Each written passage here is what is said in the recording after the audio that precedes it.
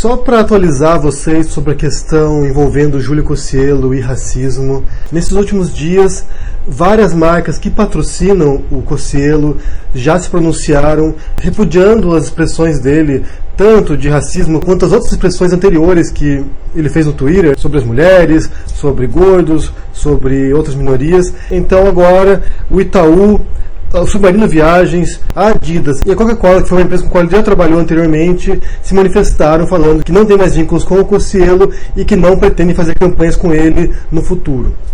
Pelo menos próximo, né? Porque depois a gente não sabe, as pessoas esquecem, e como ele é gigante, como ele tem um canal imenso, não me surpreende que em breve, aí, após alguns meses, outras empresas voltem a fazer anúncios com ele. Primeiro, quero responder alguns comentários que apareceram por aqui, algumas observações que as pessoas fizeram para defender o Cocielo. Um dos argumentos recorrentes foi que ele era muito novo quando ele fez aqueles comentários, porque alguns deles têm 4, 5 anos já que foram feitos, e que ele mudou e que ele já não é mais racista, que ele pode ter mudado de opinião. E eu concordo com isso, eu acho que as pessoas podem mudar de opinião, podem aprender muitas coisas na vida. A gente muda muito, né?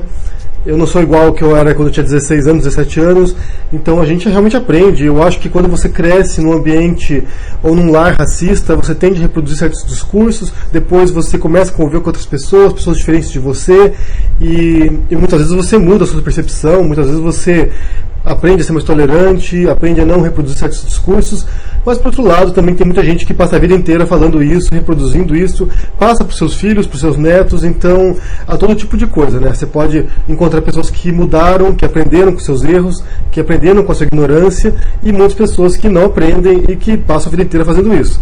Então eu não sei qual é o caso do Júlio Cocielo, realmente não posso dizer por ele, não sei como é que é o coração dele, como defendeu o Castanhari, mas eu sei aquilo que ele disse e aquilo que ele continua dizendo ao longo desses anos. Então o que a gente tem é a expressão dele no Twitter, ou seja, a gente pode julgar ele por aquilo que ele disse, incluindo dias atrás, né? Então realmente ele pode não ser racista, ele pode estar fazendo essas piadas porque ele acha que algum segmento do público dele vai achar graça nisso, mas é complicado, realmente complicado, porque não é apenas questão de piada, mas uma questão de um crime, né? Um crime de ódio que é previsto pela lei brasileira. Então não é uma questão apenas de piada sem graça ou não. Já por outro lado, houve um outro caso essa semana envolvendo o Whindersson Nunes, que esteve no programa do Huck, no Caldeirão do Huck, e no finalzinho da entrevista com ele lá, do sketch humorístico que ele fez lá, ele fez uma brincadeira com a linguagem de sinais, com a Libras, né, a linguagem brasileira de sinais. Enquanto o Huck falava, ele ficou fazendo sinais ali. E algumas pessoas e grupos de deficientes auditivos entraram em contato com o Whindersson, disseram que se sentiram ofendidas, sentiram, chateados com a piada que ele fez. E o Whindersson se pronunciou sobre isso. Vou pôr aqui para vocês ouvirem o que o Whindersson disse. Eu fui no Luciano Huck, e aí foi legal, né, fiz um monte de coisa, e aí depois eu comecei a receber um monte de comentário da comunidade de deficiente auditivo, dizendo que não gostou que eu fiz a brincadeira com as mãos lá das Libras. E caralho, cara, eu não sabia que isso ofendia as pessoas, então eu queria pedir desculpa, tá? Porque realmente foi ignorância minha, não foi, querendo fazer uma brincadeira pra diminuir a língua de vocês, não. Eu realmente não sabia que isso ofendia. Mas desculpa aí. Eu fui procurar saber por que, né, que ele se ofendia, se era uma brincadeira e por que a comunidade então não acha engraçado. E eles falaram que é porque as pessoas não dão valor a essa língua, que é uma língua oficial do Brasil, Libras.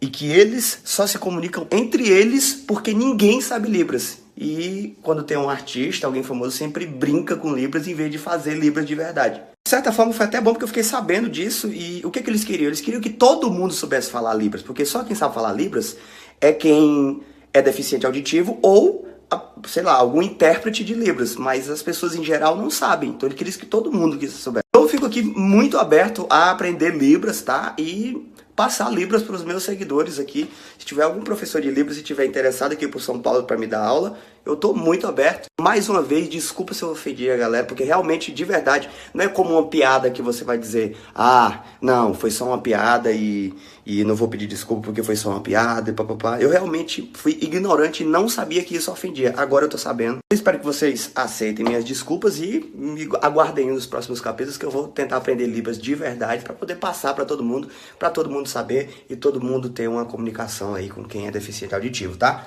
Tamo junto, é nóis.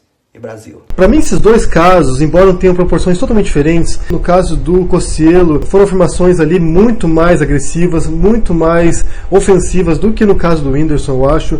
Realmente envolveu ali casos de violência contra a mulher, né, de apologia à violência à mulher, de extermínio de negros, então foi muito mais pesado o negócio, mas você vê dois casos.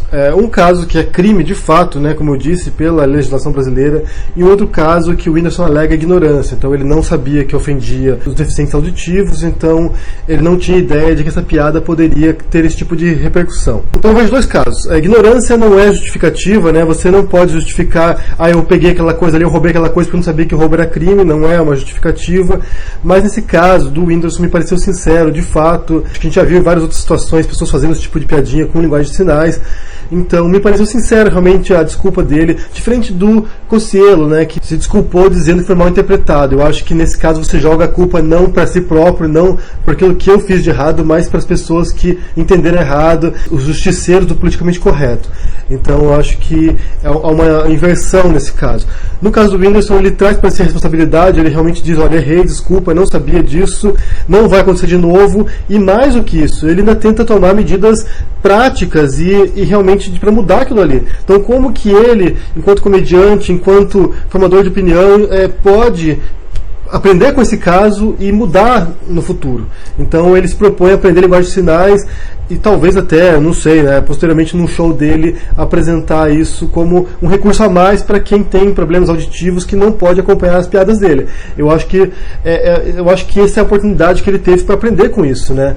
E isso que realmente quer crescer com os erros. Isso que é realmente a evolução que as pessoas falaram sobre o Cossielo. Como é que você erra, comete alguma coisa que ofende as pessoas, um grande segmento ou um grupo, e com isso você aprende e depois, para o futuro, você leva isso consigo para melhorar, para poder aperfeiçoar suas piadas e se tornar mais engraçado sem ser ofensivo para muitas pessoas. Eu acho assim, uma pergunta que a gente tem que se fazer também, e eu acho que qualquer humorista nesse momento deve estar se fazendo essa questão também, então eu não posso fazer piada com minorias, então eu não posso fazer piadas que são mais pesadas, e essa é uma linha muito tênue.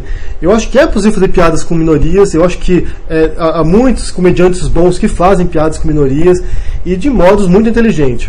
Eu vou citar um caso aqui que talvez não seja o melhor dos casos, mas vamos pensar sobre isso, que foi o caso do personagem do Miguel Falabella, que é o Caco Antibes, que é do programa Sai de Baixo. Ele fazia muitas piadas com pobres, ele dizia que odiava pobre, ele se considerava superior porque ele era nórdico, loiro, de olho azul. Só que na verdade a piada não era com os pobres nem o fato de ele ser superior, era com o personagem. O Caco Antibes era patético, ele era um personagem patético. Ele era alguém que morava de favor na casa da sogra, ele era o pseudo rico, né? Ele se achava rico, ele se achava poderoso, quando na verdade ele era um bosta. Então acho que ele faz piada com a minoria, só que ele é a piada, né? Ele é alguém que não está em condições de fazer piadas de minorias. Então esse é um caso que eu posso citar para vocês. São piadas discriminatórias, são piadas contra minorias, mas ao mesmo tempo a própria piada é uma crítica com a situação do personagem falando isso. Outro caso que eu me lembre é do Charlie Chaplin no filme O Grande Ditador. Ele faz dois personagens no filme, ele faz um personagem que é uma paródia do Hitler, e ele faz outro personagem que é um judeu pobre que é perseguido pelo regime fascista. Então, são dois personagens totalmente diferentes, um personagem opressor e um personagem oprimido, e no contexto do personagem oprimido ele faz várias piadas com a opressão, ele faz várias piadas com a condição de um judeu pobre, tendo que se esconder dos opressores. Ele pega uma situação terrível que foi o nazismo, que foi o Holocausto, que foi a perseguição dos judeus. Isso numa época na qual as pessoas não discutiam isso, porque o filme é de 43, eu acho, ainda não se sabia dos horrores do Holocausto. Então ele pega uma situação que era pavorosa, e se sabia que era pavorosa, porque os judeus já estavam fugindo da Alemanha, e transforma nisso num filme de comédia que é sensacional, é um clássico do cinema, e que questiona essa questão da opressão, dos oprimidos, dos opressores, da violência contra minorias étnicas e religiosas. Então você pega um grande comediante, que foi um dos maiores de todos os tempos, que tinha uma vida completamente complicada também. Ele pessoalmente, ele era pedófilo, ou seja, ele era um cara complicado, mas que usou a linguagem do cinema para fazer uma obra-prima que questiona essas relações. Então você pode usar o humor de maneira inteligente para abordar questões de minorias, às vezes tirando sarro de fato, mas usando isso de uma maneira crítica, né, depende muito da inteligência do comediante para fazer isso também. E eu vou pedir para vocês também citarem casos que vocês lembrem de comediantes que pegam situações como essas e transformam em comédia de maneira brilhante. Então deixa aqui embaixo no comentário para a gente poder conferir também, ou filmes, ou comediantes, ou shows de stand-up, no qual as pessoas pegam essas questões e invertem e transformam isso em algo que leve para o seu público algo reflexivo, né? Algo para ser pensado depois. Ou seja, para mim, nessas situações aqui, nesses dois casos, você tem um exemplo daquilo que não deve ser feito, de como não reagir à crítica, de como não se desculpar de algo errado, e de outro caso que foi o Whindersson, de alguém que reconhece realmente que errou. O que eu posso fazer para melhorar? O que eu posso fazer para não cometer esse erro novamente? São dois casos muito parecidos, muito próximos um do outro ali, e que revelam o caráter dessas pessoas também, revelam também como reagir a esse tipo de circunstância. Eu quero saber o que vocês pensam sobre esse assunto agora, as dicas de filmes e comediantes que trabalham com essas questões de minorias. Deixa no comentário aqui embaixo, deixa o joinha, assina o canal, contribua com o canal com o Apoia-se e a gente se vê por aí. E eu vou deixar com vocês aqui uma sonzeira no final também, pra gente pensar a integração. Um abraço pra vocês. Tchau!